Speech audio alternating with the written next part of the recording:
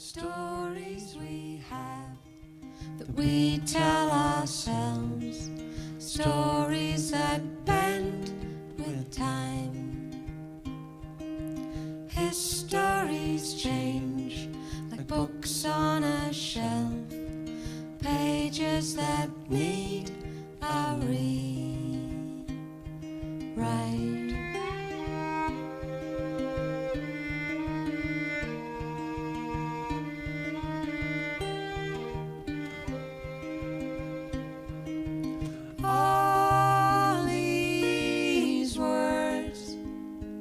All these words we leave behind.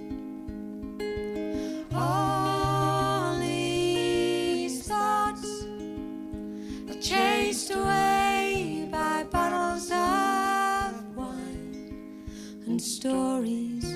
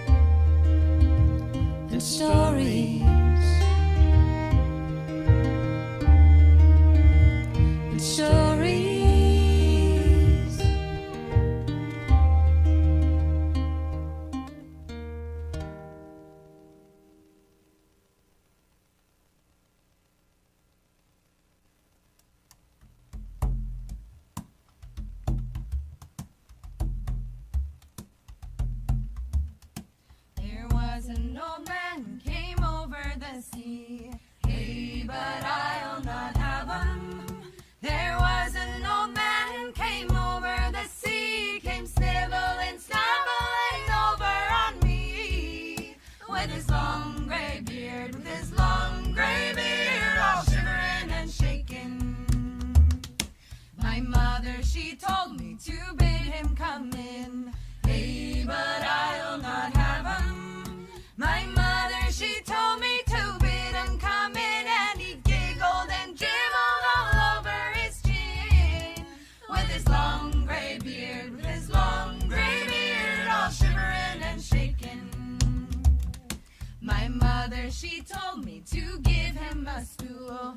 Hey, but I'll not have him. My mother, she told me to give him a stool, and I gave him a stool, and he sat like a with his long gray beard, with his long gray beard. Well, good evening, ladies and gentlemen, and welcome to another live broadcast from the Duncan Showroom. And tonight, it's not a musical one. It's storytelling. The art of storytelling. Now, for those who aren't aware of it, there are guilds up and down the island. where storytelling takes place. Newcomers come in and learn how to do it. The old-timers, let them show them what they know. And that whole art form is starting to get a resurgence again. So hoping if you're watching tonight, you might think about possibly coming down and what was the word I'm looking for? Joining us. That's an easy word, joining. That word will work better than the one I was looking for. For those who have been here before and haven't noticed, I've been wearing glasses since January. Something that's new to me at 75 years old, because I had pretty good vision up till then. At least I thought I did till I put the glasses on, and now I can actually see people's faces when I'm up close. It's kind of neat. But unfortunately, I bought progressives. I'm not so sure if you're aware of progressive glasses, but a lot of people think I'm agreeing with them, when in fact I'm just trying to focus. You know, I don't agree with people. Give me a break. Anyway, for those that are new, these are our Fred Astaire's. You can walk on them gingerly. I always like to bring that up attention to everybody. Because puns, I love the word. I love what happens with the English language. And storytelling, Lee, you just thank you for bringing this whole thing to me and helping me learn more about what goes on with what you're doing. And the storytellers you bring along are just, it's great. And it's all broadcast to you guys out there. So make sure you pass it on to other people and maybe come down and join us. But right now, Lee Porteous is going to introduce the evening. Give it up for her, please. So tonight, the Cowichan Valley Story Group is the basis of now our tellers here, although we have guests now from Nanaimo tonight. And we're calling this, I'm calling it Spring Potpourri? Potpourri? Is that how we call it? Give me a... In other words, I wasn't sure what we were going to do. We acknowledge with respect the Cowichan First Nation, the largest single First Nation in BC, on whose traditional territory this event is taking place and whose historical relationships with the land continue to this day. Some of the tellers tonight and some of the audience are members of a group that meets at the library twice a month on the first and third Tuesdays of the month to listen and to tell stories for adults and to learn more about stories and storytelling. Anyone is welcome to join us at the library. Our next meeting is the 7th of April from about 5:10 to 7 p.m. for stories and talk about stories. You don't have to tell a story. You won't be put on the spot. You can come and just listen. Registration is not required and there is no fee, so it's a heck of a deal. And we have two others who've graciously joined us from Nanaimo, and Nanaimo's Around Town Tellers' next concert is April 10th at 7:30. On the first Thursday of each month, Longevity John gives us this time in his theater, and Ted Cadillac, the tech support, gives us the tech support to tell our stories here at the Showroom. We are very grateful to Longevity John for his unwavering support of storytelling for adults, and to Ted Cadillac for his patience and skill in recording and posting our evenings, and to both for their support of storytelling. We will begin our stories tonight with Dylan Fry. Dylan has come to storytelling often at the library, often literally from Toastmasters, and is part of our library meeting group of tellers and listeners. So come on up, Dylan.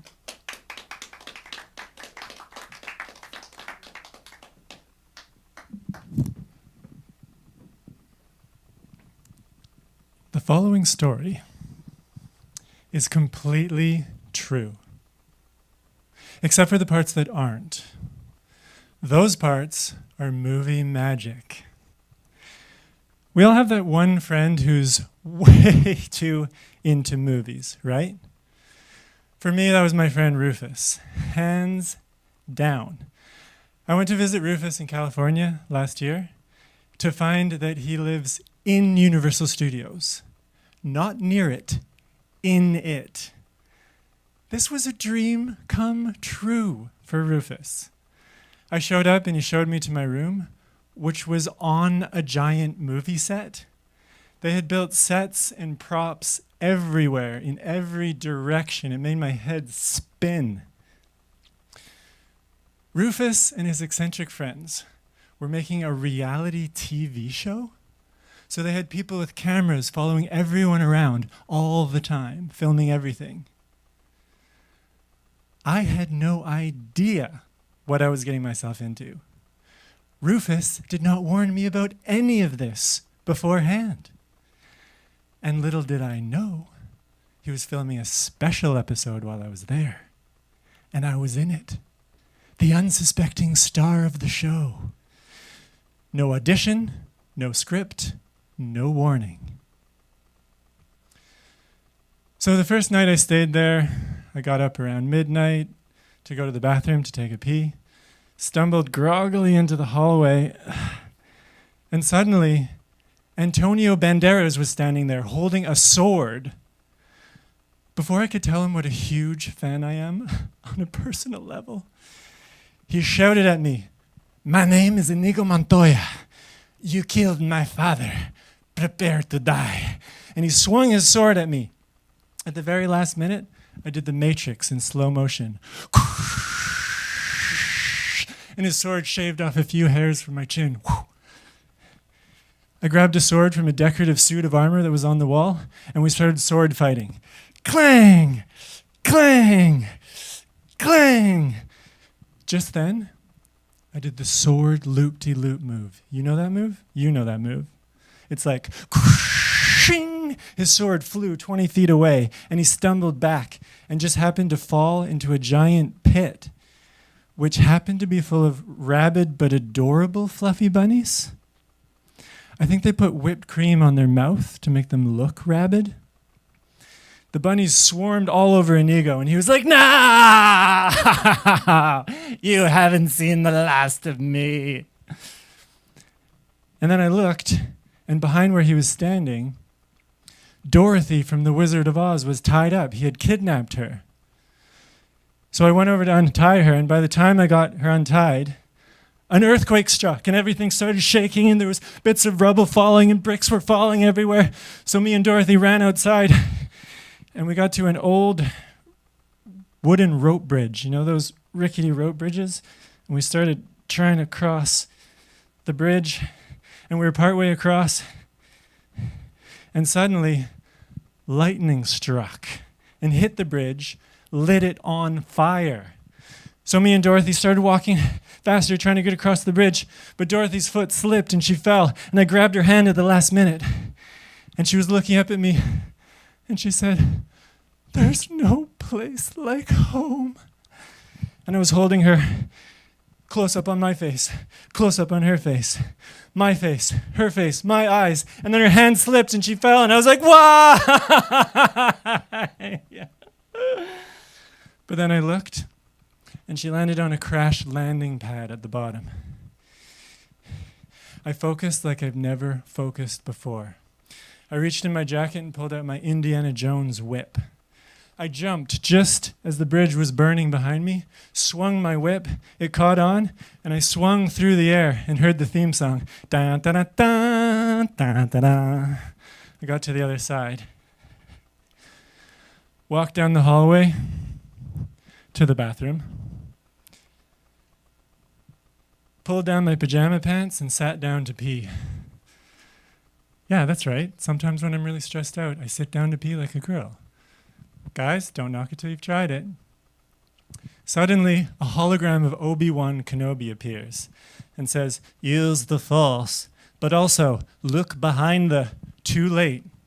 Voldemort comes from behind the shower curtain, points his wand at me and says, "Avada Kedavra." Blue lightning shoots at me. At the last minute, I grab a mirror and deflect it back, and it hits him. He collapses back into the bathtub. Whoever was under that Voldemort makeup, talented actor. I have an eye for these sorts of things. I walk back to my room, lie down in my bed in the dark, and the camera comes in close for a close-up. And I say, "That was a real adventure." Well, real enough for reality TV. And I fall asleep. Fade to black. Cue the credits. The sound of the theme song.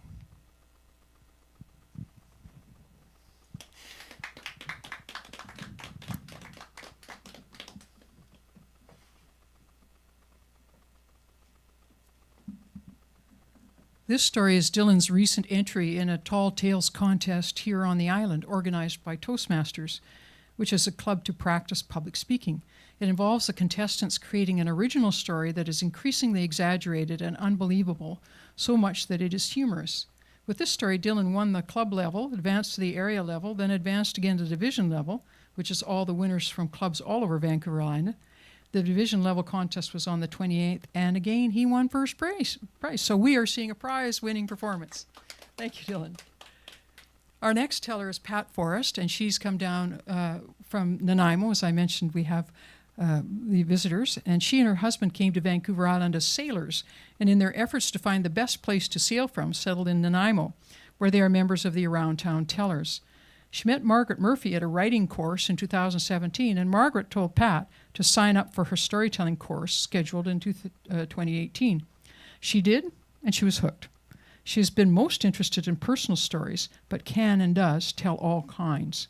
She's worked hard at this storytelling thing, telling, writing, and listening to and reading stories, as well as taking courses and personal mentoring, learning about the world of storytelling. This story is a traditional tale, and we will give her a chance to tell a personal story, her beloved kind of story, later.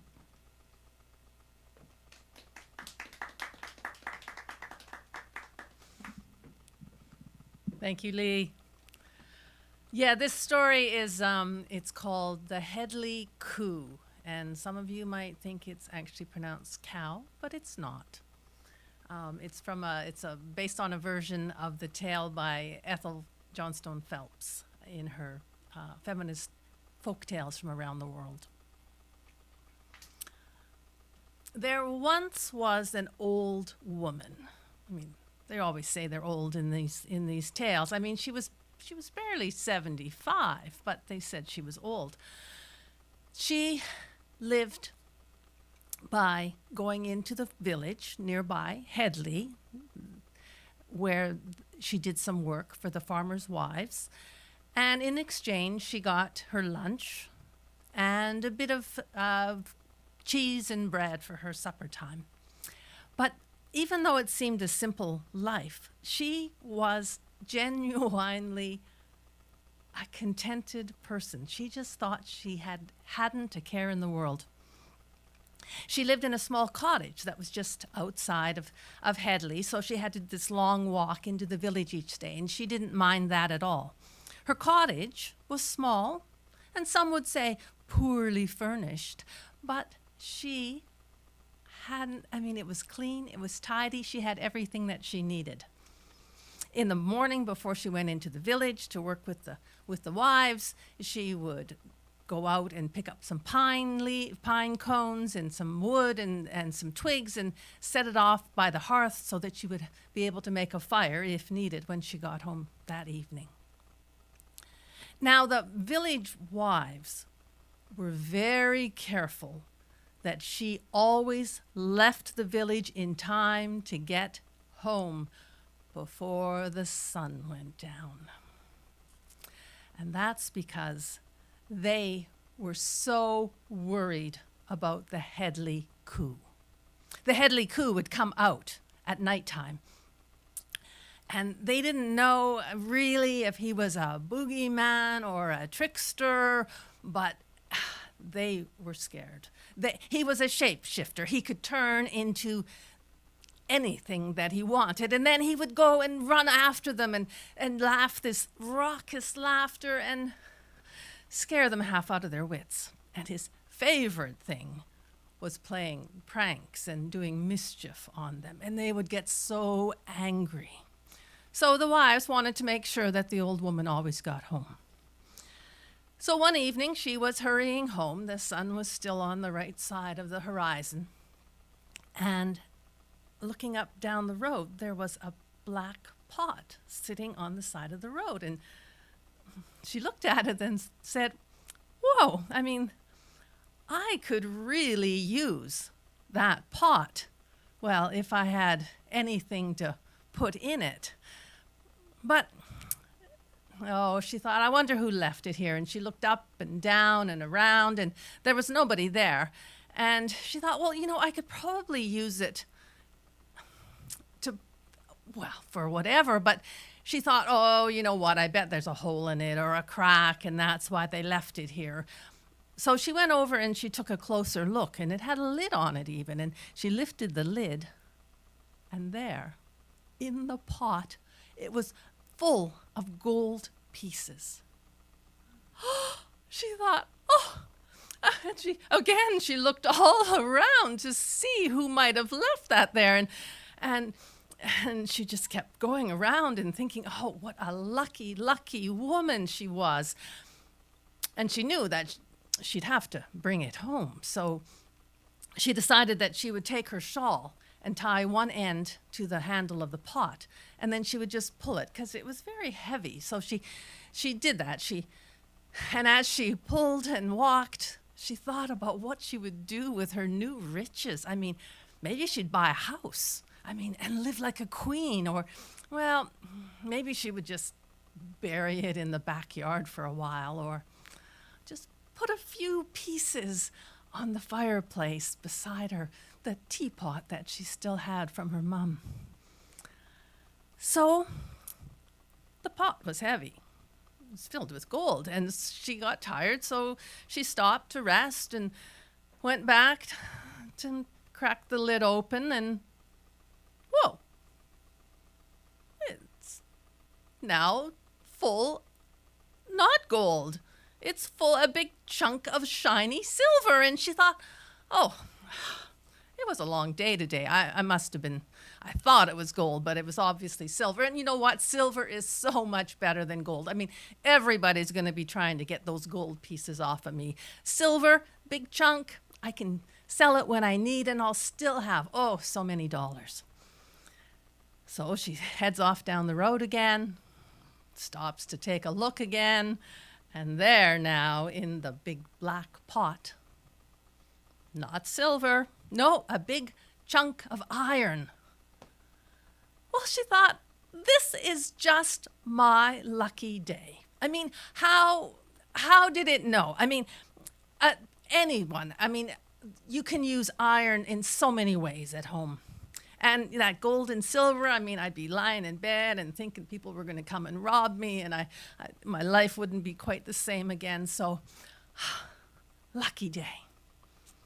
And of course, she's getting close to her house and the gate. So she's heading down the hill to the gate, and she turns back one more time, and now it is a big stone. The pot is gone. There's just a big stone, and she thought, that's what I've been looking for. I need a big stone, that exact shape, to prop my door open in the summertime and to make sure it stays shut in the wintertime. And she leans down and to take the shawl off, and all of a sudden, that stone starts to rock and kick, and it turns into a huge horse. And 4 lanky legs pop out, and 2 long ears grow out of his head, and it even flourishes a little tail, and it starts to buck and kick, and its red eyes are glowing at her, and she is just looking and smiling. Oh!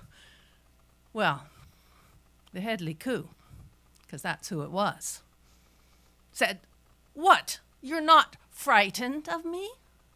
"Oh no," she said, this is just my most fabulous day. I have the Headley Coo all to myself. "Oh no, you're supposed to be frightened and run away. That's what people do. They scream and shout." And she said, "Hey, no harm done. I mean, I still have my bread and cheese, and I'm just gonna head into my cottage now." So she wraps her shawl around and she heads down, but she takes one more look behind. And now the big gangly horse is gone with the red eyes, and in its place is a short little man with a pointy hat and a scraggly white beard, and he's kind of shuffling and wondering, what to do. And she said, "Hey, I don't have much, but you are more than welcome to come in and share my supper with me." "I don't mind if I do," said the Headley Coo. And they came in, and sat around and lit the fire because there was a little chill on that night. And that little bit of cheese turned into a big chunk, and suddenly some hard-boiled eggs appeared and some crumpets with the most delicious jam. And after supper, they sat, and the Headley Coo regaled the old woman with his tales of mischief and pranks, and the old woman, she laughed so much that tears ran down her cheeks. She said, never has an evening gone so quickly before. And so this continued into the weeks and the months afterwards. The Headley Coo would come for visits, and they would have great conversations at night. And the old woman turned out to be not that surprised when her wood pile was always freshly chopped and her pantry now full of food all the time. But she knew not to tell the village wives or anybody in the village about what had happened, because they were still very angry and worried about the Headley Coo. But she would just say, oh, I think he's not that bad. He probably just wants to kick up his heels a bit. And so she just continued to keep her secret until the end of her days.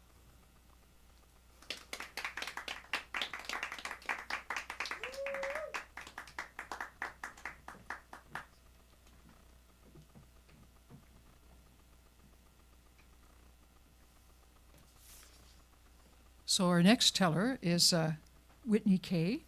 And Whitney grew up on the prairies listening to stories from and about the adults around her. This became the lens through which she began to understand the world.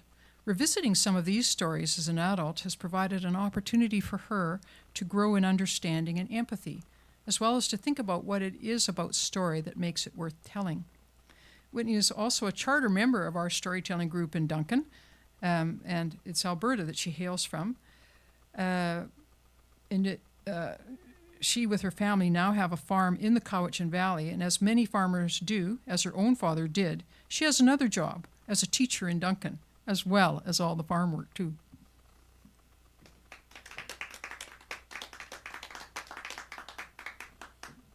Hello. Down in front, please. The story I'm about to tell you is a story that was given to me by my father. He told it to us many times when we were young. And so in the tradition of storytelling, I now give it to you. Tom was a tall man. He had steely gray hair that was always neatly trimmed. But there was one sort of unordinary thing about his hair, which is that there was always a crease right around the back, which was made from where a cowboy hat would always sit. Tom and his wife Elaine, who was in a wheelchair, would often have my parents over for a coffee in the afternoon. And I remember Tom towering over her in his straight-legged blue jeans as he gently wheeled her around. Now my sister and I would be in the living room, on the carpet, playing games like Connect Four or fawning over their little dog Clancy. And in the next room over, we couldn't see them. We could hear their voices, an audible hum, but too low to make out the words. Now, Tom was a cowboy, and I sometimes hesitate to use that word, but the men I knew like Tom didn't step out of a cheap country song or out of the TV screen. Instead, the lifestyle and the job of cowboy wore into them every scar, every wrinkle, every crease, the way a foot wears into an old leather boot. He lived life on the back of a horse. And I ask you to imagine a ceaseless horizon of endless land and sky. This would have been the Alberta that Tom had rode into when he came up from South Dakota as a young man. And life on the back of a horse, you're subject to the wind, the snow, the rain, the dust, and that never-ceasing sunshine. Because as you're looking out, there is nary a house, a tree, or a fence. And so the only real protection that you have is that circle of shade cast by that cowboy hat. Now, by the time I knew Tom, he had settled on the muddy banks of the Red Deer River, and there he raised limousine Angus cross bulls, and he raised hell with the local government. Now, Tom hated any kind of bureaucratic overstepping, and he was always an advocate for the little guy. And I think this is where him and my dad became friends, because they aligned this way. They liked the underdog. Now, my memory of Tom is a child's memory. And in those memories, I remember him looking at me a certain way. His eyes were kind, and they were blue, and they were bright. But unlike other adults who paste on that made-for-kids smile and ask you simpering questions, Tom would look at you with a real curiosity and a regard, not often granted to children from adults. And so I wonder if these parts of Tom that I recognized are also what my dad recognized when he would tell this story. Now, my dad was a prolific storyteller, and he would tell in a boisterous voice, and often to try and get a laugh. He'd use different voices at different times. But when he would tell this story, his voice would be low, and we'd have to lean in to catch every single word. A faded sign outside will tell you her name is the Dusty Rose, but we only ever knew her as the Duchess Hotel, which is the same name as the village, as the streets we parked on outside. A neon sign hums open in a low window and beckons the two men, my dad and Tom, inside the bar. Upon entering the bar, the jukebox croons out mournful music, and the air is thick with a blue smoke that sucks and expands with every breath, like the entire bar is a living lung, giving the air for every laugh and every long drag on a cigarette. People are gathered at low tables, clanking beer glasses together, while some are lounging and leaning on pool cues. Their shadows are sharp against the brightly lit green felt of the pool tables.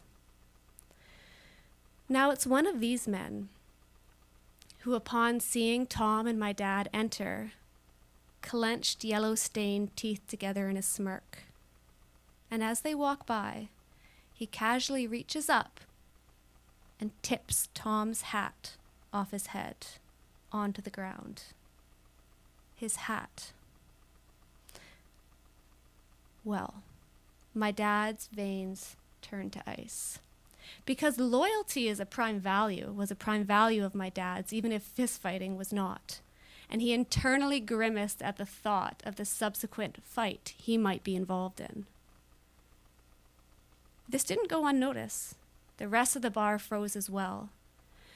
But it was a cautious, questioning breath that was let go when all Tom did was reach down, pick up his hat, and walk towards the bar. Now at the bar, with good manners as always, Tom politely asked the barmaid for some tape. And there he took his right hand and he laid it flat. He flexed the fingers as much as they would allow. Now scars, scuffs, and calluses, this is what you expect on the hand of someone who works outside. But my dad noticed these white lines lashed across the right fingers on Tom's hand. As my dad watched, Tom very carefully took his left hand and began to bend the fingers down into a fist, and he began a painstaking process. Now my dad, not totally wanting to be involved, but curious beyond all measure, he says, "Tom, what are you doing?" Tom didn't lift his eyes. Those blue eyes had gone hard and his voice was low. He said, "You want to know? I was in Korea. We were young. We didn't know. They sent us over there. It was terrible, the cold, the mud. We never had enough of anything. There was an attack one day. The other side, they just kept coming. Wave after wave. We ran out of bullets. They didn't even have guns. They weren't soldiers. They were farmers. They came with pitchforks. They came with hoes. And like us, they just wanted to live. A darkness crossed Tom's face as he continued. I told you we ran out of bullets. We had to use the bayonets on the end of our guns. Again, and again, and again, my gun became too slick. I didn't realize until after. My hand had slipped down on the blade. I severed the tendons. I can't make a fist anymore.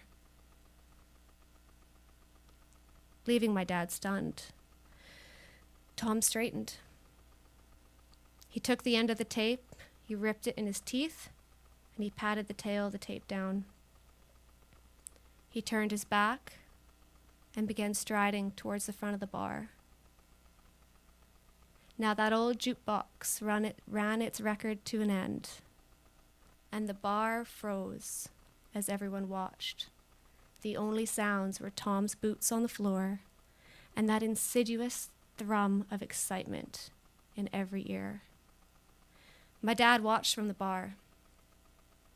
The man who had knocked Tom's hat off was now sitting around a low table, and he must have felt a cold shadow move over him when he felt a strong finger tap him on the shoulder.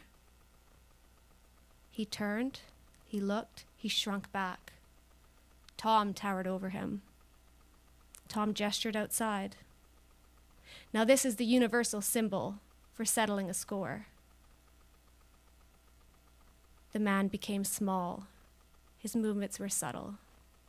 He shook his head. No, he did not want to go outside. Yes, he was sorry. No, it would not happen again. The entire bar let their breath out. Tom's fist relaxed at his side, and he began to walk back to the bar. There was a clink of ice in the glass, a nervous chuckle. Somebody reached into the front pocket of their blue jeans and fed the jukebox a few more coins. There would be no fight at the Dusty Rose tonight. Now I've turned this story over and back in my hands and in my mind and in my heart, must be 100 times. And I don't know what moral to leave you with.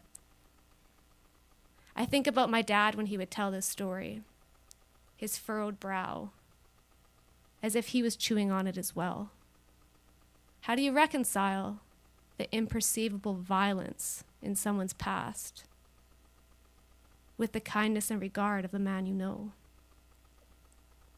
How do you live through such an experience and still stand up so proud, so tall, still care about justice? Perhaps there is something to an old famous saying of Tom's, which is that the only good thing about the good old days is they're gone. Thank you.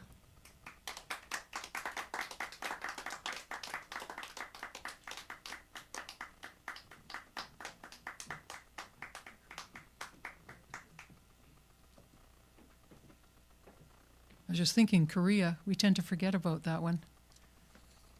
I think I would have been about 2 when that went on. Our next teller is Tom Forrest. He began telling stories around the campfire 30 years ago as a boy. Oh, 30 years? Really? Really? Well, yes. His love of story was as a Boy Scout leader. His love of story was reignited after attending Stories on Friday, which is the Nanaimo story group, and other venues as a groupie in support of his wife, Pat. In the spring of 2023, he attended Margaret Murphy's The Art and Craft of Storytelling workshop Now, some of you may remember her because she came down to help with the beginning of the workshops that we started the library group with. So she's ubiquitous in terms of training us out there. He attended the art and craft of storytelling workshop and has been telling and hosting at Around Town Tellers Stories on Fridays since. He told his first story at the MIST, which is Mid-Island Storytellers Slice of Life show in Parksville in November of 2023, and is told there in Victoria and here at the showroom and at more casual events. The story he's going to tell is to answer that perpetual question: why is the sea salt? You're going to find out.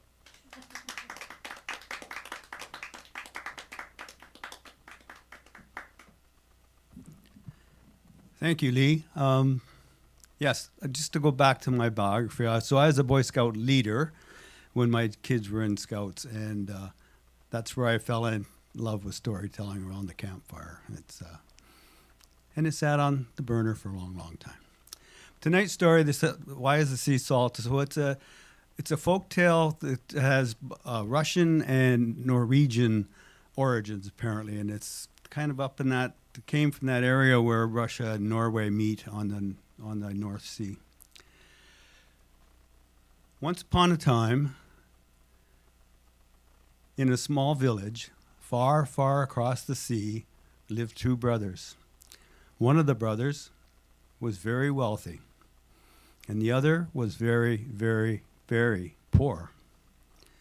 Now, as time went by, many times the poor brother had to go to the rich brother in order to get help to stay alive.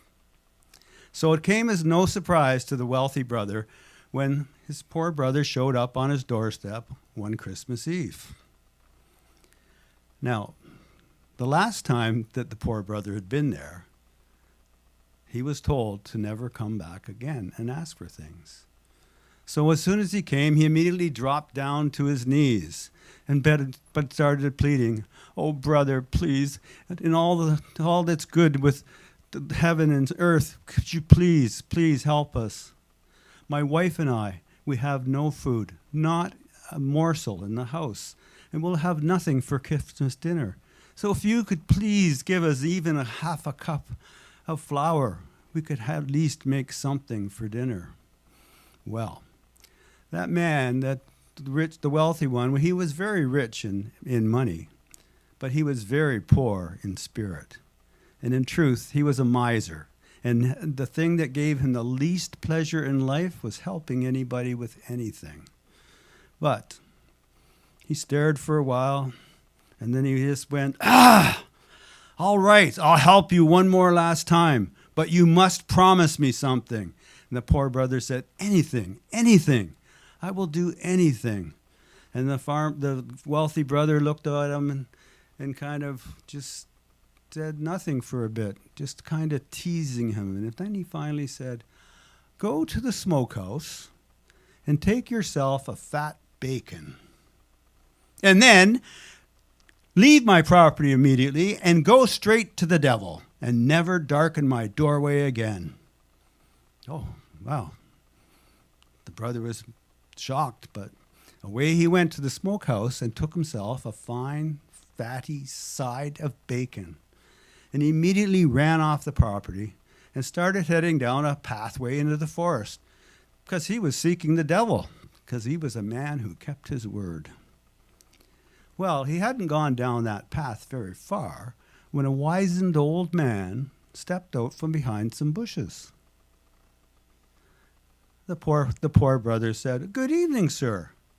And this mysterious old man said, "Why are you going down with this great fatty side of bacon?" "Oh, I seek the devil," he said, "but I don't know where to find him." "Oh, this is your lucky day," said the old man, "because just down there, past that copse of trees, there's a large oak, and in the shadow of the oak, you'll find a cottage. And in that, so bravely walk up to that door and knock on the door, and you will be answered by some impish-looking creatures, but not who are actually the devil's agents. But don't be afraid. They will lust after that bacon, and you can make a deal with them. But take no deal unless it includes their kern. The poor man said, their kern? Yes. It's an old mill, hand-driven mill, and they keep it behind the door. But it's not an ordinary mill. It has magical properties. So when you get there and you get that mill, you come back here and I will show you how to use it. So the poor brother heads down because he's going to meet the devil or his agents. And it's true, as the old man said, as soon as they opened the door, he was met by these impish-looking devilish with long, crooked noses and speaking and cackles and making evil spells around him and trying to grab the bacon out of his hand. And they kind of just having nothing going on for a while. They start picking and they're wanting that thing, and he says, I'll trade for the kern, because he checked and there it was behind the door. Well, they didn't. They were glad to get rid of it. Then they were eating that bacon, tearing it to pieces before it even bent over and picked it up. So he headed back to where the old man was, and the old man said, "Oh, good.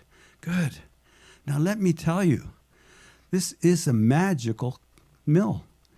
This kern can make you anything. Pay attention. Anything you can dream of, it can make." Oh. But there's a secret to it as to how to make it work.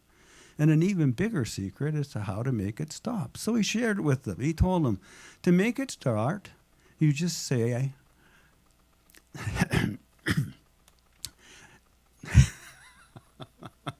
grind, mill, grind. That's what you say. You say grind, mill, grind, and then tell it what you want.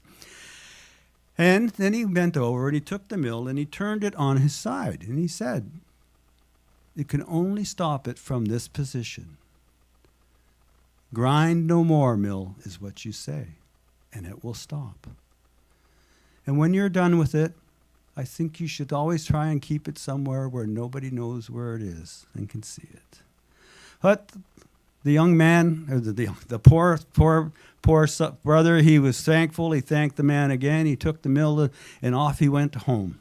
And when he got home, there was his wife in the kitchen, pacing in the cold, dark kitchen because she had nothing to eat and not even a stick to light for fire. And she looked at him and she started crying. "Husband, what have you brought home? Where is the food we need to eat? What good is that old kern?" Oh. And they said nothing, and he set the mill on the table. And he said, "I am going to show you why I brought this home." He said, "Grind, mill, grind. Grind as a delicious Christmas dinner with all the trimmings." And the handle on the top of the mill started turning all on its own. And all of a sudden, out popped a sweet potato pie, cranberry sauce, a roast goose, and plum pudding. And then it was followed by 2 lit candlesticks, napkins, glasses, and wine. And poof! A fire appeared in the hearth. Oh, he looked at his wife, and she just looked back at him and said, "Oh, my word," and a smile on her face. So he knew his task was done. So he put that mill on its side and said, "Grind no more," and sat down to dinner. Well, the whole Christmas week was a celebration for them. They were eating like they'd never eaten before, and they decided at the end of the week that they should celebrate with their neighbors. So they invited the neighbors over, and they included the rich brother also. Well, when the rich brother got there, he was amazed. And he called up to his brother and he said, "Brother, explain yourself. On Christmas Eve, you came to me and said, 'We have nary a morsel,' and now I see your larder is overflowing." Well, the brother didn't want to tell him anything about the kern, for sure. But the rich one, he persisted all night long, and finally, after all the other neighbors had gone home, he went and got the quern and showed his brother. "Well, I've helped you all your entire life," said the brother. "I think you should give the mill to me." "Oh, no, that was not going to happen," said the poor one. But they ended up that the brother just wouldn't leave and pestered him, and they came to an agreement that the poor brother would keep that quern until after harvest, and then the rich brother would buy it for $300. So the time went on, and the poor man took the time to increase he put together several years worth of food and stuff to get him through, and he felt that he'd pour all his life, and now he had all this, and that would be fine, that he wouldn't have the quern anymore after the harvest. And when the harvest was over, the brother came and gave him his $300, and he passed over to the quern to the wealthy one, and he started to explain to him how to make the mill work. Well, the brother got all overjoyed and made excuses and left immediately without finding out how to stop it.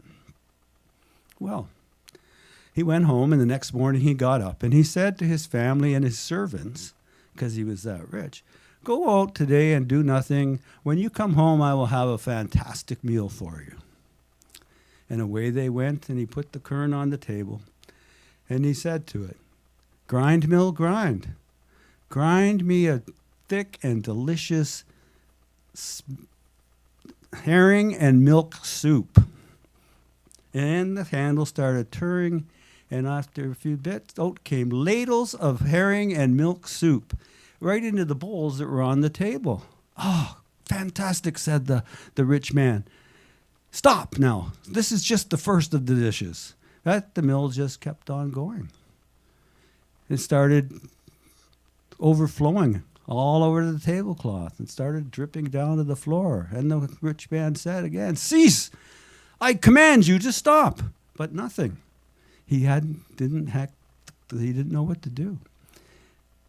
And finally, then the soup was climbing up to past his ankles, and he opened the door to let it out of the house, and he got rushed out with this river of milk, of fish and milk soup, and he was scalding his heels, and he was running down the road, and the quern was sitting on top of all this mass and floating along and spewing out more and more and more. And finally, he gets to his brother's house, and he says, "Please make it stop. Take it back."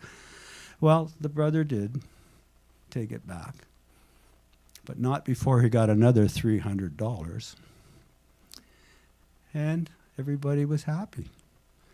And the poor brother decided that it was nice to have it back again, because he thought, well, I could make some changes to my house. And every day something new came about and improved on his house. It even got to the point where the mill was making gold bricks for the walls. And the house became a spectacular thing that people were coming from near and far to see it, and it glowed in the sunlight. And one night, a ship's captain was out on his ship, and he could see this golden glow in the moonlight. So he made his way to where it was coming from, to the port there, and went up to the house, and he was looking at it, and some of the villagers were telling him that it all came from this magic quern. And he thought, oh, if I had one of those, I could make the most finest and tastiest salt for the king. And then I wouldn't have to sail around the world in dangerous waters to bring the salt back to the king. And he thought more how wealthy he could become if he had that thing. And he stood there and daydreamed about it for quite a while. And the poor brother had noticed him and came out and invited him in for tea. And they talked for a bit, and the captain asked him about it, and yes, he told him about the quern, and the captain says, well, how does it work? And he told him how to start it. And they talked for the rest of the night. And finally, it was so late that the poor brother, being a good man, invited him to spend the night. Well, that was right into the captain's plan. So, in the middle of the night, when the house was quiet and all the villagers were asleep, he went and stole the kern, ran down to his ship, and sailed away immediately. Didn't stop until the sun had risen, perhaps. And then he took the kern down into the hold of his ship, and he said, "Grind, mill, grind me the finest salt that the world has seen." And the mill started grinding, and the hold started filling, and it got up to the top of the hold. And he said, stop, but I have enough salt. But of course, he didn't have the right procedure, and the mill just kept churning out more salt, spraying it all over the decks, covering up the steering wheel, starting to climb up the mast. And meanwhile, the ship is moaning and groaning and creaking as this weight just gets so much. And the captain, he goes up to the top in the crow's nest, and he's yelling down all sorts of words that he can think of as to how to make this thing stop. But it can't hear him, and it not going to pay attention. And finally, the ship just gives out this tremendous moan and breaks in half. And he watches all his salt dissolve into the sea like sugar. And then 2 minutes later, both him and the ship are on the bottom of the ocean. And the kern, it's still churning out salt. And to this day, it sits at the bottom of the ocean, churning out salt forever. And that, my friends, is why the sea is salty. Thank you.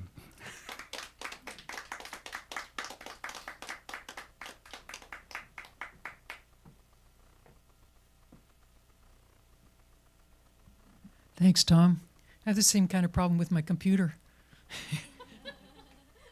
It doesn't listen to me. Our next teller is Katie Ramsey. She began telling stories publicly in the spring of 2025 when she joined the Cowichan Valley Storytelling Group, where she is a committed founding member of our group. She has found a strong foundation in listening, crafting, and the shared experience of storytelling. As an educator and artist, she values clarity, pacing, and purposeful language, and she strives to create stories that feel both personal and wildly relatable. I just think her stories are fun.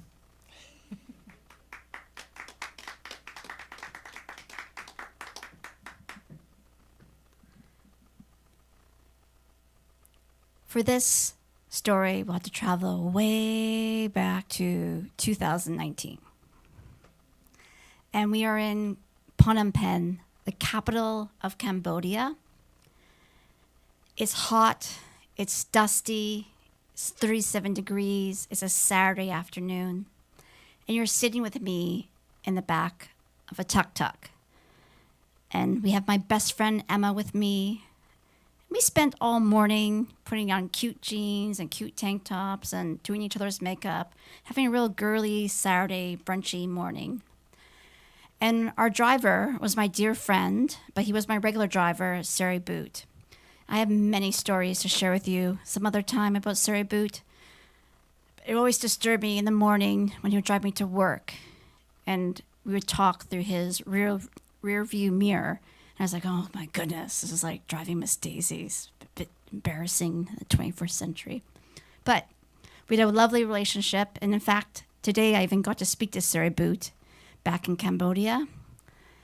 And I was reminded in our quick little chat today how vulnerable other people can be. As he told me the price of gasoline to run his tuk-tuk had gone from $1 before this recent engagement in Iran to $4.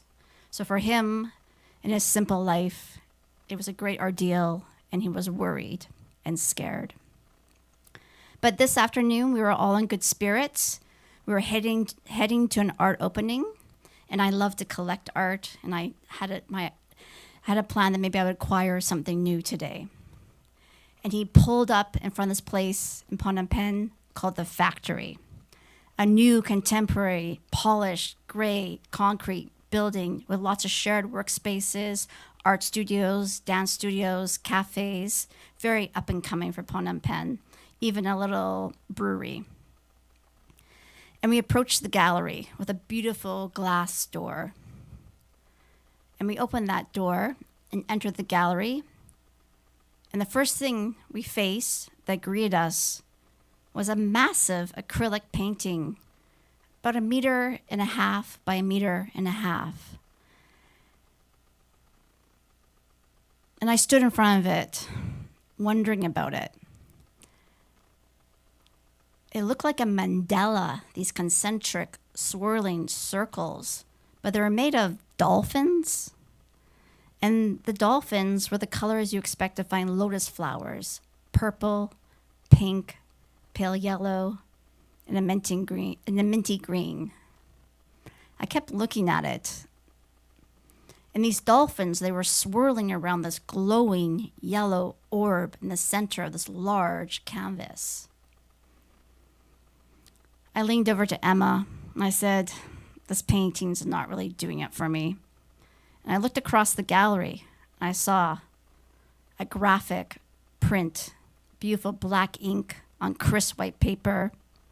I walked across the gallery to that print and I was like, now this I'm connecting with. Not that dolphin painting that would be a tattoo someone my age might have. And I actually stopped before the artist started to speak and made the decision to buy that painting. I often used to deal art in Asia, and I knew before the crowd got interested, I should probably purchase something, especially if it was something I was drawn to, something I connected to. And very quickly, a little red dot went next to that print that I fancied, and I found that satisfying. Well, it was time for the artist to speak. And the crowd, which had grown since we first arrived, gathered around that dolphin painting. And Emma and I approached it with our chilled white wine to hear about it. In front of the painting stood a man who looked about my age, somewhere in his 40s. He looked a little shy, as though he wasn't really prepared to address us. And then he said, "My name is Chon Vorn.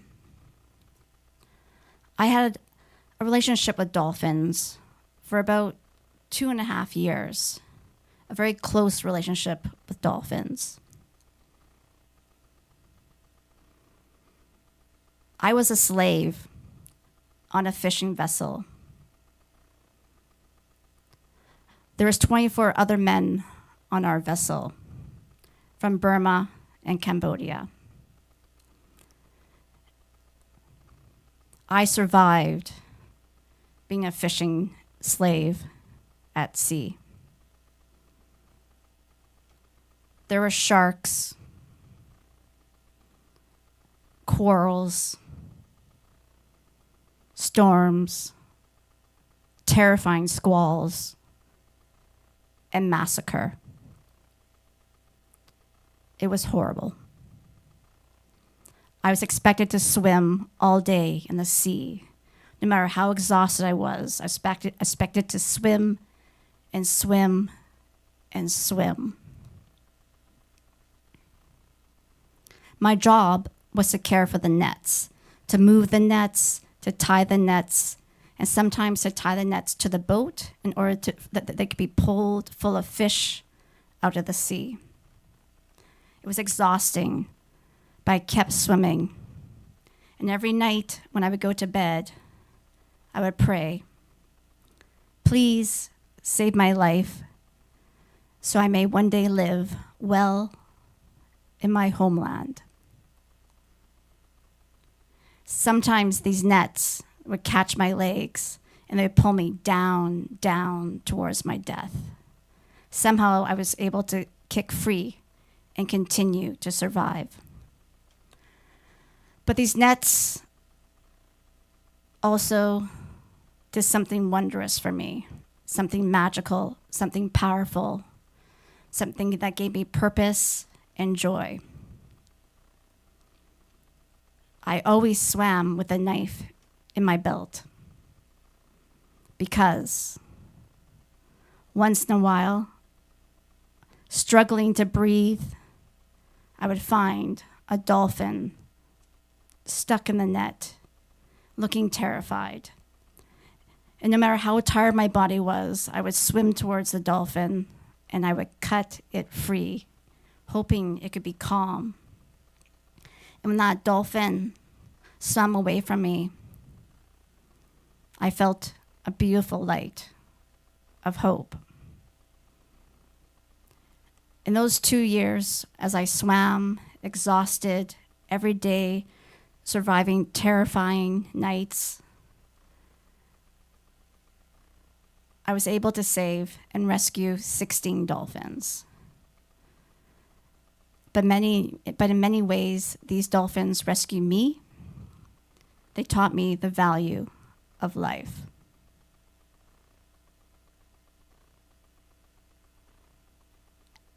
As I sipped my wine, looking at this dolphin Mandela-inspired painting, I leaned into my biases, my assumption, my privilege, my naivety in the situation, and who these artists were and what art show I was at.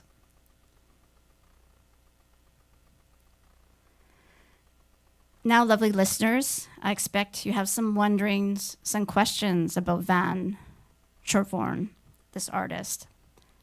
How did he become a slave? Well, he was born in a refugee camp for the people fleeing the Khmer Rouge, and it was 1982 when he was born in Thailand, and this put him in a vulnerable situation to be targeted by slave traffickers because he had no citizenship anywhere. His legal status was in flux. So when he was about 20, it was when he was grabbed. And you're wondering, how did he become this amazing artist who now sells paintings in the US and abroad, internationally?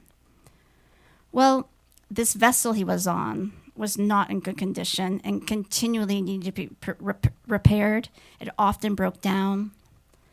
And one day it was just beyond repair, and they left these Khmer and Burmese men on the beach to make way to wherever they wanted to go.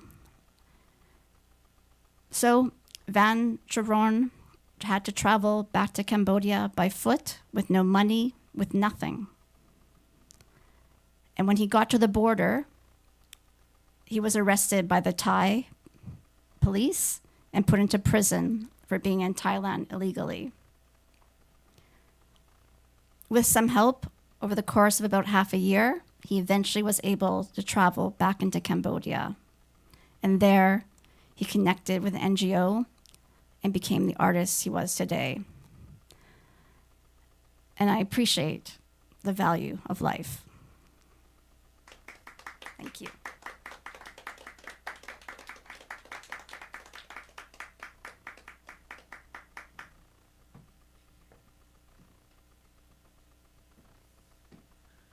My gosh, you never know what kind of story you're going to hear, do you?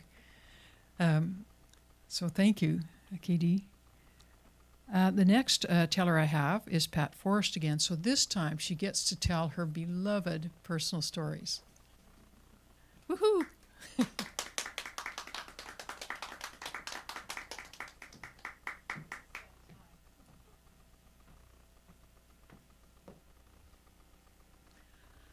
I was thinking I had another story or two to listen to before I got up here again. Okay. So this is, as Lee said, thank you, Lee, for that introduction at the beginning. This is called Bread is the Mother. I love, I love to bake bread, and I love to share my bread. Now, this comes as no surprise to the people that know me, and when I talk about it, I can hear the sighs of delight from those who have tasted and appreciate fine homemade bread. Oh, I can hear the groans too. Oh, keep those carbs away from me. And I am so sympathetic towards people that are gluten intolerant. I mean, I cannot imagine. So I try to be understanding when people talk to me about bread. But sometimes, a while ago, someone told me how tasty, how much they enjoyed my bread. So, of course, I offered them another loaf. Oh no. If you give me more, I will eat it. Yeah, I know. I mean, what would my mother have thought about that? When I was growing up, Monday was bread day. The yeast mixture was growing on the kitchen counter, and the shortening was floating and melting in the warm water in the enormous aluminum bread pan, nearly 20 inches in diameter with a lid to match. My mum's hands were sticky and gooey from kneading the dough. Hey, Trish, that's what she calls me, Trish, can you put a bit more flour in before you go to school? When I returned home at lunch, the three stooges were bopping each other on their heads while I greased a dozen or more individual loaf pans.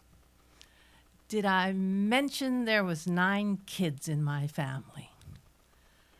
When I returned home after school, the house was filled with the smell of freshly baked bread. If lucky, cinnamon buns were ready for tasting, but the first slice of any loaf was heavenly. Friends would often drop by on Monday afternoons. Oh, is it bread day? I mean, what a coincidence. And of course, they left with a loaf. My last chore of the day would be to bag all those cooled loaves and haul them down to the enormous freezer for the week ahead. When I moved out, well, I bought my bread at a store. I mean, it wasn't as tasty as my mom's, but there's lots to choose from. And besides, Tom and I were both working full time. Our 2 boys were in everything. I had no time to bake bread. I mean, the kids were of course, in school and music and sports and church and community, and that all required of course, volunteers and fundraisers and cheerleaders, and I gave my time freely as well to everything and to my professional associations downtown.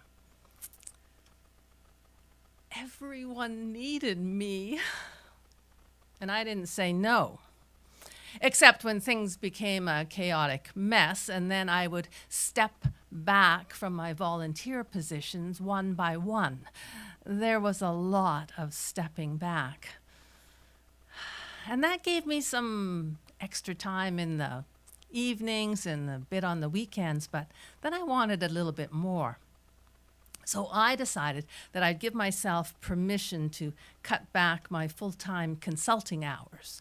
I told everyone I was taking 4 weeks vacation, 1 Friday at a time. We'll miss you. What are you going to do with all your free time?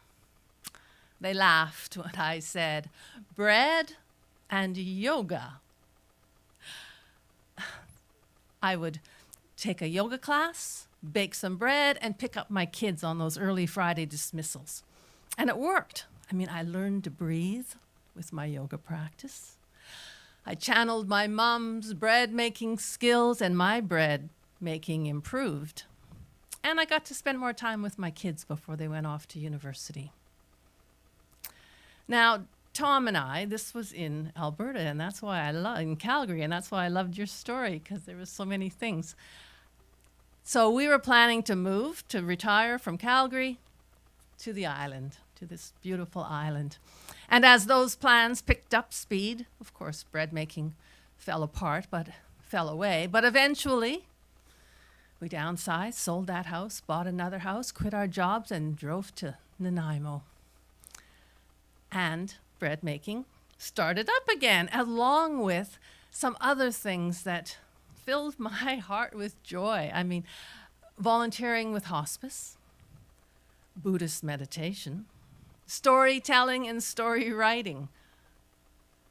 And then COVID appeared. And all of those new heartfelt activities were gone. So I headed to the kitchen for food. COVID comfort food. Oh, I dallied with cheese, especially grilled cheese sandwiches with crunchy dill pickles on the side. I mean, there were days I could hardly wait for the first bite of that sizzling golden brown bread with cheddar cheese perfectly melted. Oh, and another COVID contender was that Costco-sized case of Kraft dinner in my pantry. I mean, there's chocolate. There's always chocolate in its many derivatives. I mean, triple C's, chocolate chip cookies, mini eggs, not just at Easter now, puffed wheat squares. But my ultimate COVID comfort food is bread. I mean, the lack of baking supplies in the stores didn't bother me. I mean, I had nearly a kilo of yeast in my fridge. 20 kilos of all-purpose unbleached white flour and 10 kilos of whole wheat were in my pantry. Sourdough starter was in my fridge. It had come from my brother Vincent, who lives in Lethbridge.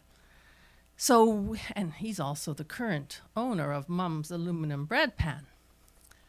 So we texted back and forth. Hey, what temperature do you bake that sourdough at? What kind of flour are you using? What? You grind your own? Oh, I'm not going to do that. But he gave me lots of tips on how to bake the perfect loaf. Hey, nice break on the crust. How's the crumb? And then he'd say, oh, I gotta go. I've gotta go deliver my bread to all my neighbors. Now, all of my 8 siblings seem to inherit some love of bread making, and well, tomorrow is Good Friday, and Good Friday is the day for making hot cross buns. And in our family, photos and pictures and of the hot cross buns flew across the cybernet. My 2 sons, one in Connecticut, one in Quebec, also bake bread. And we would exchange recipes and techniques. I was content, maybe only able to make a 3-strand braid of challah, whereas they would show off their 5- and 6-strand loaves. Yeah, more photos, more texts. I also still shared my bread during COVID. I mean, initially it was just drop and dash. Park in front of someone's house, hang a bag of bread on their door handle, ring the doorbell, and step back. I hope this isn't triggering anyone with all this COVID talk. Step back onto the sidewalk, 2-meter, quick little discussion, and then back to our respective bubbles. And eventually, the restrictions lifted, and we were able to have tea and a bit of baking, and I was very grateful for that reconnection. Post-COVID, I'm still baking. On baking day, the sourdough has been growing and fermenting through the night. When I immerse my hands into it, it's light and bubbly and alive. I pull and stretch and fold it back onto itself again and again. I send love into my dough. And to all the people that have shared in my bread making and bread eating, those relationships are like the dough. They stretch and pull and then fold back on ourselves. So By mid-afternoon, that dough is transformed into 2 flour-covered crusty loaves, or perhaps some baguettes that I make now. More than enough bread for many days in our house, as Tom can tell you.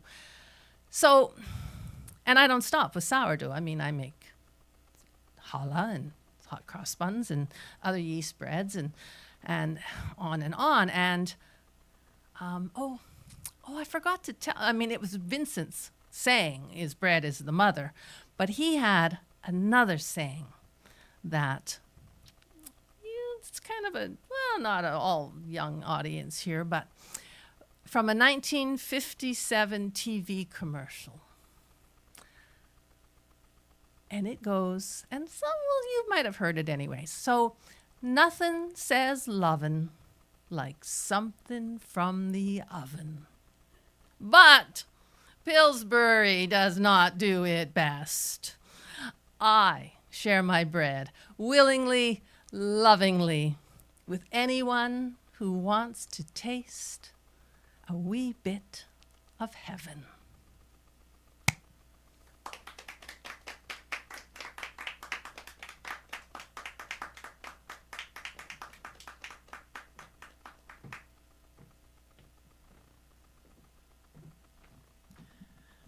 My dad was from the prairies, and he told me that bread there was all homemade when he was younger.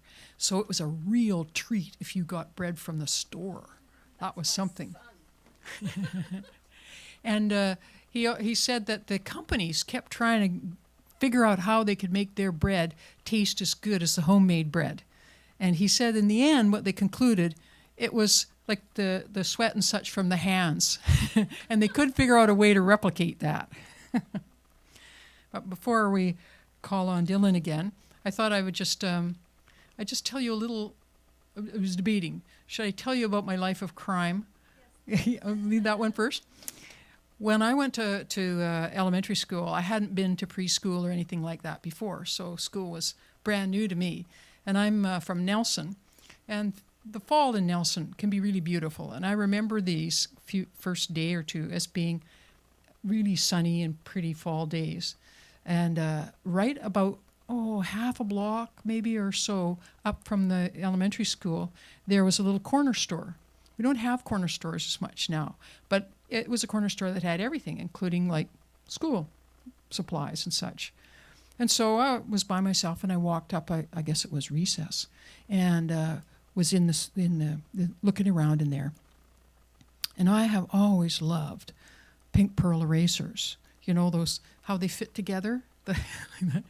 Anyway, they had a whole box of them. I'd never seen that many pink pearl erasers before. And they looked magical to me, the way they fit together. And so I stole one. And I took it back to school. And I was just so afraid and so upset about doing that. I thought, well, I have to take it back. So then at noon, I had to go and take the proceeds of my crime back and somehow slip it in there without being caught. And I thought, this would be terrible when I'm putting it back to get caught. And I managed to get it back in there. And I have, as far as I can remember, I haven't stolen anything since.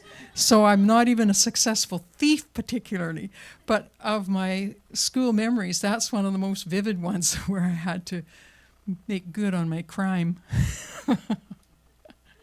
And so those are two little things. I do have one little story I'm going to fit in too. And this comes from back in the days of the Depression. And the story comes from a publication from the museum. They'd hired somebody to go back and get stories people told in those days.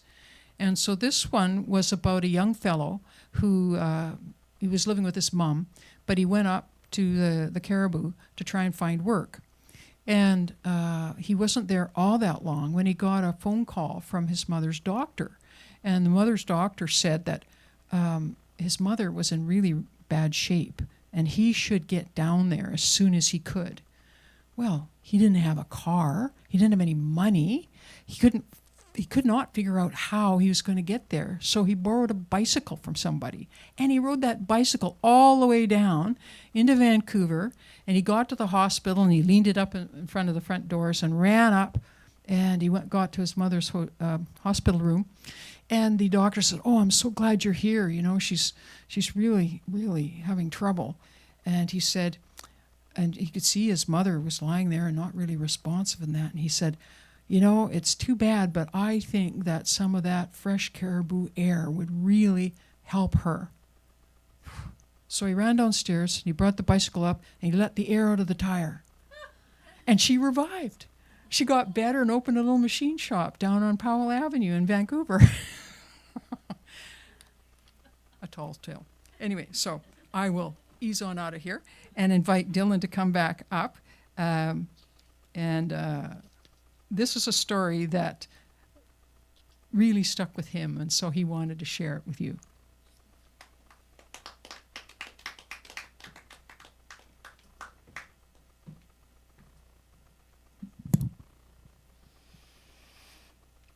Have you ever done something really difficult for someone you love? Hands up. This story is for you. It's about a man who hated running, and yet he went on to become one of the greatest endurance athletes on earth. Not because he ever wanted to win a race, just because he wanted his son to feel free. Rick Hoyt was born in 1962. Complications during his birth deprived his brain of oxygen, and the doctors told his parents that he would never walk, he would never talk, and he would never live independently. And they actually even suggested that he might be better off in an institution. But his parents said no. The years went on, and Rick grew up in a silent world. He couldn't speak, he couldn't move his arms and legs. But when he was a teenager, engineers from Taft University gave him a computer that allowed him to type sentences by tapping a keyboard with his head. The first full sentence he ever wrote said, "Go Bruins." And everyone realized he was fully there mentally, and he always had been. And Rick started watching sports on television, following sports, and he heard about a 5-kilometer charity run for a young athlete that had become paralyzed in an accident. And he typed a sentence to his dad, "Dad, I want to do that race." Now here's the important thing. His dad, Dick, was in his 40s. He was overweight. He was a smoker. He was not a runner. His idea of cardio was walking to the fridge to get a snack. His idea of training was watching a marathon on television. But in that moment, he looked at it, he read that sentence, he looked at his son, and he said, "Okay, we'll do that race." So race day arrived, and they towed the start line, surrounded by hundreds of runners, all stretching, getting warmed up. Dick strapped Rick into a wheelchair. The start gun went off, and they started running. And within a few minutes, Dick is panting. He's heaving. His lungs are burning. His legs are aching. He's drenched with sweat. His whole life is flashing before his eyes.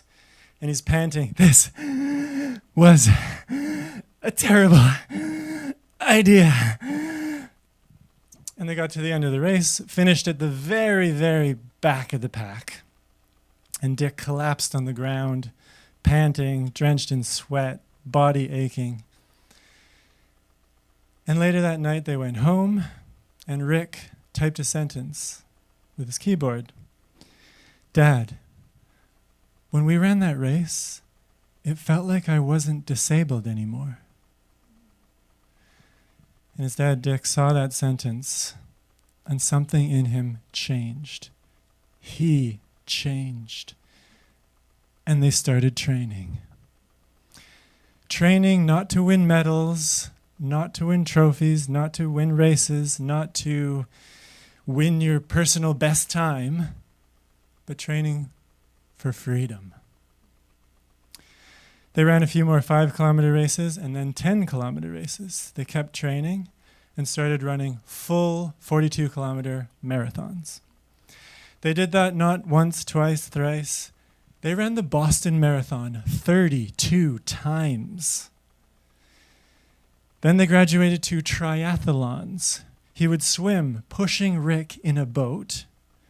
He would cycle with Rick strapped into a special seat, and he would run, pushing 180 pounds in a wheelchair. Then they graduated to Ironman competitions. That's 4 kilometers of swimming, 180 kilometers of cycling, and a full 42-kilometer marathon, all in the same day, all in the same race. They did that no less than 6 times. After one race, a reporter asked Rick, "How does it feel when your father's pushing you in a race?" And Rick typed, "When we're racing, it feels like my dad's the one pulling me." Somehow in that moment, he didn't feel pushed. Somehow he felt powerful. Doctors said what they did was impossible, but Dick, the father, would say, "You don't understand. I don't race for my son. I race with my son." And here's the thing. Rick, when he races, he doesn't feel disabled anymore. But maybe the real miracle isn't that Rick learned how to race.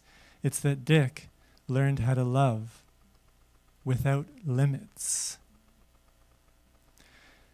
We all have someone in our life who can't run on their own. The question is not, how fast can you run? It's, who are you willing to push? Because sometimes life doesn't walk. Life learns how to run.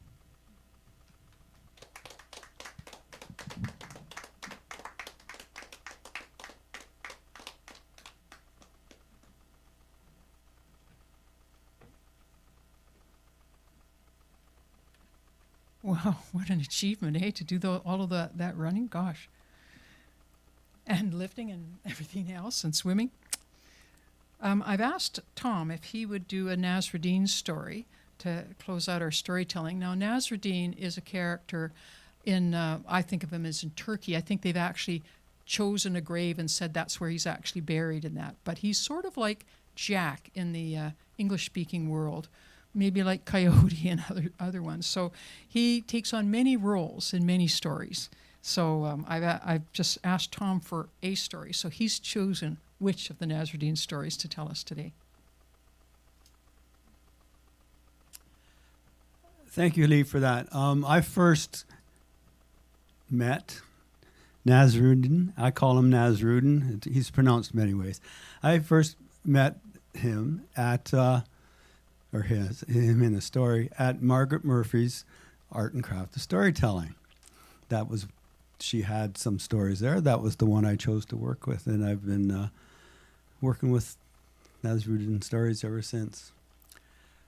So, one day, Nasruddin decided to have a little gathering of people, but he didn't have a pot that was big enough, a cauldron that was big enough.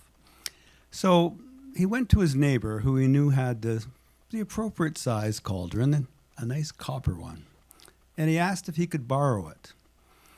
And the neighbor said, "Sure, you can borrow it." So Nasruddin did. He took the pot, the cauldron, and used it and brought it back clean and shiny a couple days later. Well, when he gave it back to his neighbor, the neighbor said, "Oh, what's this inside?" And he looked down, and there was a smaller version of this little tiny cauldron. And he says, "Where did this come from?" And Nasruddin said, "Well, it was born. It was born when I had the pot.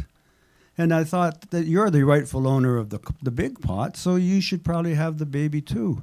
And besides, it was much too young to separate from its mother." The guy thought, "What? This man is nuts." But he was thankful that he got this free pot for doing virtually nothing. So several months later, Nasrudin came by to see if he could borrow the pot again. And he took it away. And after a couple weeks, the neighbor got to wondering where his pot was. And he said, so he went over to the Nasrudin's house and he said, well, where's my pot? He says, oh, I have sad news. Your pot died. What? He said. A pot cannot die if it does not live. Nasrudin said, but you, only a couple months ago, took the baby pot. The baby was born. So surely if a pot can give birth, it can also die. And so the neighbor never did see his pot again. Thank you. That's the trickster side of Nasrudin.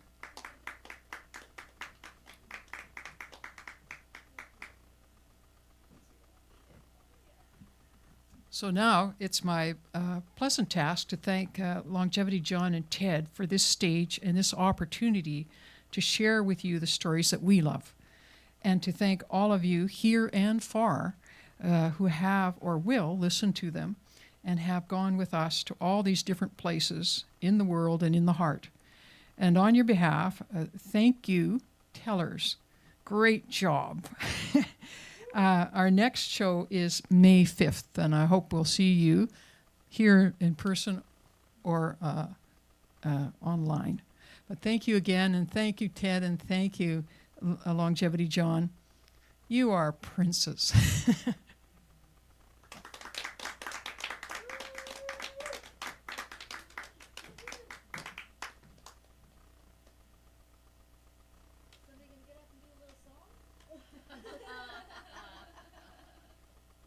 Tomorrow night, sober karaoke. I'm going to be here.